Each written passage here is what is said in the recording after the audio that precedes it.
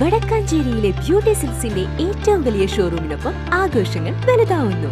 വടക്കാഞ്ചേരിയിലെ ഏറ്റവും വലിയ വെഡിംഗ് സെന്ററായ ബ്യൂട്ടി സിൽക്സിനൊപ്പം ഷോപ്പിംഗ് ആഘോഷമാക്കാം. ഓരോ ഒരുക്കങ്ങളും ബ്യൂട്ടിക്കൊപ്പം. നാഷണൽ ആയുഷ് മിഷന്റെയും Varavoor government homeo dispensary AYUSH health and wellness സെന്ററിന്റെയും വരവൂർ ഗ്രാമപഞ്ചായത്തിന്റെയും സംയുക്ത ആഭിമുഖ്യത്തിൽ തളി ANMM UP സ്കൂളിൽ യോഗാ ദിനം ആചരിച്ചു.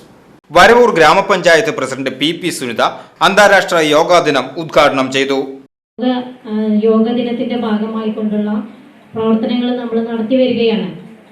ഇന്ന് ഇതിന്റെ പഞ്ചായത്ത് തല ഔദ്യോഗിക ഉദ്ഘാടനമാണ് നമുക്കിവിടെ തളി സ്കൂൾ ഒരുക്കി തന്നിട്ടുള്ളത്.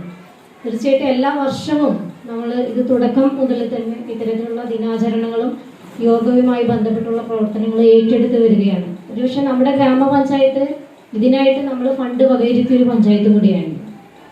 ഇപ്പം നമ്മളത് എല്ലാ മേഖലയിലും വ്യാപിക്കാൻ പോവുകയാണ്.